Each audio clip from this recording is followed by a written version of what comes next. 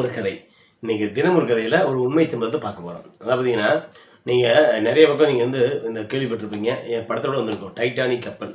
அந்த டைட்டானிக் கப்பல் பார்த்தீங்கன்னா, நீங்கள் இந்த உலகத்தில் வந்து டைட்டானிக் கப்பல் பற்றி தெரியாதவங்க யாருமே இருக்க மாட்டாங்க.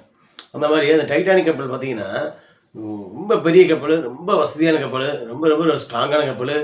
எந்த ஒரு இயற்கை சூழ்நிலையும் சரி, எந்த ஒரு இதுலேயும் வந்து அது விபத்துக்குள்ளாகாது, நல்லா ஸ்ட்ராங்காக இருக்கும்னு சொல்லி தான் அந்த கப்பல் தயார் பண்ணாங்க. ஆனால் வந்து இறைவனுக்கு படைப்புக்கு முன்னாடி பார்த்தீங்கன்னா எல்லாமே வந்து கீழே தான். ஏன்னா இறைவன் படைப்பு பார்த்தீங்கன்னா இயற்கைக்கு முன்னாடி மனிதன் படைப்பில் அதுக்கு கீழே தான் அப்படின்னு சொல்லி தெரிய மன்னமாக அந்த கப்பல் வந்து முங்கி போச்சு.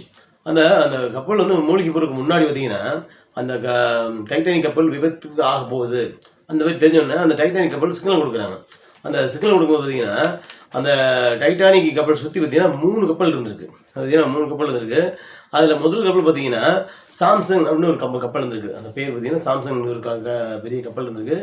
அந்த கப்பல் வந்து அந்த சிக்னல் வந்து பார்த்தீங்கன்னா தெரிஞ்சிருக்கு. அந்த ஒரு ஒயிட் லைட் அடிப்பாங்க, ஒரு அந்த லைட் பார்த்தீங்கன்னா வந்து தெரிஞ்சிருக்கு. தெரிஞ்சு பார்த்துருக்காங்க, அதில் அபாய லைட் எரியுது. அப்படி நம்ம போய் உதவி பண்ணலாம்னு நினைக்கும் போது அவங்க பார்த்தீங்கன்னா இந்த சீலின்னு ஒரு கடல் விலங்கு திருட வந்துருக்காங்க. யார்? அந்த சாம்சங் கப்பலில் இருக்கிறவங்க வந்து இந்த சீல் என்னும் கடல் விலங்கை வந்து திருட வந்திருக்கிறாங்க.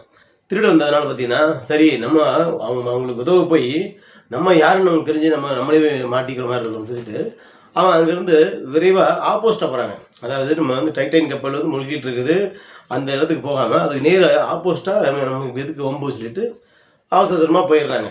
அப்போ இதுலேருந்து என்ன தெரியுதுன்னா, இப்போ அநேக பேர் பாவ வாழ்க்கையில் ஈடுபட்டுருப்பாங்க. ஏன்னா இப்போ அவங்க சீல் என்னும் கடல் விலங்கு வந்து திருட வந்தவங்க ஒரு பாவ வாழ்க்கை தானே. அரசாங்கத்தால் தடை பண்ணப்பட்ட ஒரு விலங்கை வந்து பிடிக்கிறது ஒரு பாவப்பட்ட வாழ்க்கை தான். அப்போ அந்த மாதிரி பாவப்பட்ட வாழ்க்கையில் வந்து அவங்களுக்கு விமோசனம் கிடைக்க முடியாத நிறைய பேர் காப்பாற்றுறாங்க. இப்போ வேற ஒன்றும் இல்லை, ஒரு பெரிய ஒரு கப்பல் வந்து முழுகிட்டு இருக்குது. அதில் நிறைய ஆயிரக்கணக்கான மக்கள் வந்து தவிச்சிட்டு இருக்காங்க, உயிர் போராடிட்டு இருக்காங்க. அவங்கள போய் காப்பாற்றும் போது அவங்களுக்கு எவ்வளோ பெரிய பேர் கிடச்சிருக்கும். இவங்க என்னதான் திருட வந்தாலுமே அந்த இடத்துல அது திருட வந்து பெரிய பொருட்டாகவே இருக்காது. இவங்க காப்பாற்றுறது தான் பெருசாக பேசப்பட்டிருக்கும். ஆனால் ஒரு அற்ப காரியத்துக்காண்டி இவங்க பயந்து போய் ஓடினதுனால இவங்களுக்கு அந்த வாய்ப்பு வந்து இல்லாமல் போயிடுச்சு. நிறைய பேர் காப்பாற்றக்கூடிய வாய்ப்பு உங்களுக்கு இல்லாமல் போயிடுச்சு. அப்போ இவங்க வந்து பயந்து போயிட்டே இருக்கிறாங்க. அடுத்து அங்கே பார்த்தீங்கன்னா ஜஸ்ட் 14 கிலோமீட்டர், அதையும் தாண்டி 14 கிலோமீட்டர் பார்த்தீங்கன்னா கலிஃபோர்னியன் அப்படின்னு சொல்லி ஒரு கப்பல் இந்த சிக்னல் கிடைக்குது. இந்த மாதிரி டைட்டானிக் கப்பல் வந்து முழுக போகுது அப்படின்னு சொல்லி ஒரு சிக்னல் கிடைக்குது. டைட்டானிக் கப்பல்னால் டைட்டானிக் கப்பல் கிடையாது, கப்பல் முழுக போகுது. இது பக்கத்தில் வந்து ஒரு 14 கிலோமீட்டர் டிஸ்டன்ஸில் கப்பல் முழுக போது உதவிக்கு வாங்க சொல்லி ஒரு சிக்னல் கிடைக்குது. உடனே வந்து இவங்க என்ன செய்கிறாரு, அந்த கப்பல் தளபதி சுற்றி பனிப்பாறைகளாக இருக்குது, ரொம்ப இருட்டாக இருக்குது, அதே சமயத்தில் வந்து பருவநிலை மாற்றமும் பார்க்குறது பயமாக இருக்குது.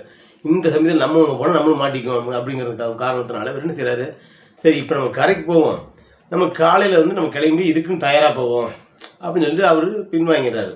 அடுத்தபடியாக பார்த்தீங்கன்னா அவங்களுக்கு வந்து இந்த கப்பலும் பின்வாங்கிறது. அப்போது இதில் இருந்ததுன்னா சில மனிதர்கள் பார்த்தீங்கன்னா இந்த சுச்சுவேஷன், அதாவது பார்த்தீங்கன்னா இந்த சூழ்நிலைகள், இந்த கடினமான இதெல்லாம் முயற்சி பண்ணி போகிறதா, இதுக்கு பொறுமையாக போகலாமே, இப்போ இந்த வேலையை இவ்வளோ கஷ்டப்பட்டு செய்யாட்டினா நாளைக்கு செஞ்சுக்கலாமே அப்படின்னு சொல்லி நிறைய மனிதர்கள் இருப்பாங்க. அந்த மாதிரி கப்பலுமா இதை நீங்கள் எடுத்துக்கலாம் நீங்கள். ஏன்னா வந்து தடைகளை பார்த்து வெறும் தகண்டு போயிட்டார். அடுத்து பார்த்தீங்கன்னா தொலைதூரம் பார்த்தீங்கன்னா 58 கிலோமீட்டர் பார்த்தீங்கன்னா உங்களுக்கு வந்து கர்பாதியா அப்படி ஒரு கப்பல் இருக்குது. அந்த கப்பல் பார்த்தீங்கன்னா உங்களுக்கு வந்து 58 கிலோமீட்டர் டிஸ்டன்ஸில் இருக்குது. அவங்களுக்கு இந்த ரேடியோ சமைக்க மூலியமாக அந்த சிக்னல் கிடைக்குது. அந்த சிக்னல் கிடைக்கும்போது பார்த்தீங்கன்னா இவங்க என்ன செய்கிறாங்கன்னா அந்த கப்பல் கேப்டன் வந்து கடவுளை வணங்கிக்கிறாரு. என்ன வணங்குறாரு, இந்த டைட்டானிக் கப்பலை வந்து இருக்கக்கூடிய தூரத்துக்கு என்னை சீக்கிரம் கொண்டு போங்க, நான் அநேக பேர் காப்பாற்றணும் அப்படின்னு சொல்லிட்டு அந்த கப்பல் கேப்டன் வந்து ரொம்ப ஸ்பீடாக இதை நோக்கி போகிறாரு. அந்த டைட்டானிக் கப்பல் மூழ்கிட்டு பற்றியில் அதை நோக்கி விரைவாக பயணம் பண்ணுறாரு. விரைவாக பயணம் என்ன செய்கிறாரு பார்த்தீங்கன்னா அங்கே போய் அநேகம் பேரை காப்பாற்றுறாரு.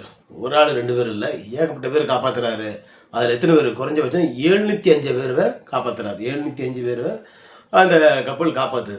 அப்போது இதுலேருந்து என்ன தெரியுதுன்னா, அதாவது முதல் கப்பல் பார்த்தீங்கன்னா ஒரு பாவ வாழ்க்கையில் ஈடுபட்டது. அதாவது பார்த்தீங்கன்னா பாவ வாழ்க்கையில் ஈடுபட்டதுன்னா அந்த கவர்மெண்டால் வந்து தடை செய்யப்பட்ட சீல் என்னும் விலங்கை பிடிச்சாங்க.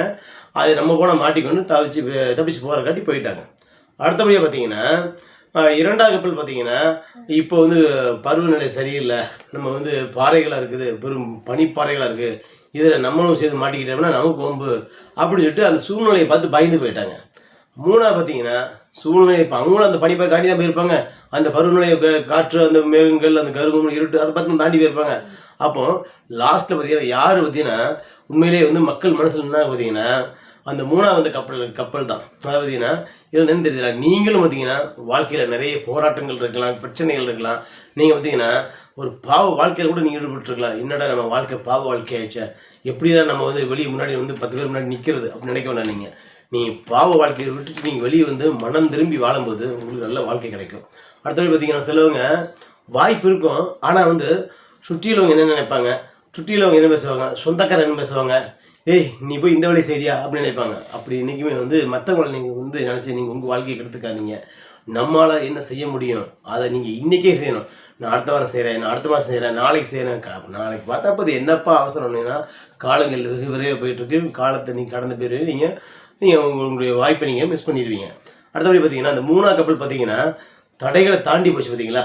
அதாவது எவ்வளோ பெரிய போராட்டம் இருந்தாலும் சரி, எவ்வளோ பெரிய தடைகள் இருந்தாலும் சரி, பனி பாறைகள் இருந்தாலும் சரி, பருவநிலை சுற்றி பருவநிலை அப்படின்னா அந்த காற்று புயல் அது மட்டும் கிடையாதுங்க.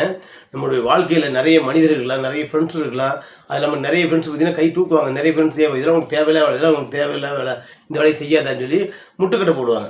அப்போது நம்ம அதெல்லாம் நம்ம பொருட்படுத்தாமல் நம்முடைய வாழ்க்கை லட்சியத்தில் நம்ம முன்னோக்கி போகும்போது நம்ம வெற்றி பயணத்தை ஈஸியாக அடையலாம். அதனால் நீ இந்த டைட்டானிக் கப்பலில் அந்த 3 பேர் சுற்றி இருந்தாங்க, லாஸ்ட்டில் ஒருத்தர் உதவிக்கு வந்தாங்க.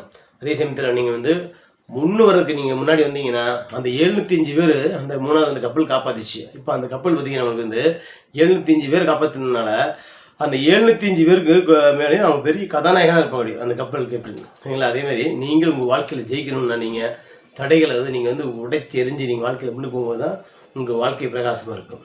நன்றி. மீண்டும் கதை சந்திக்கலாம். வீடியோ பாருங்கள், சப்ஸ்கிரைப் பண்ணுங்கள், ஃபாலோ பண்ணுங்கள். நன்றி.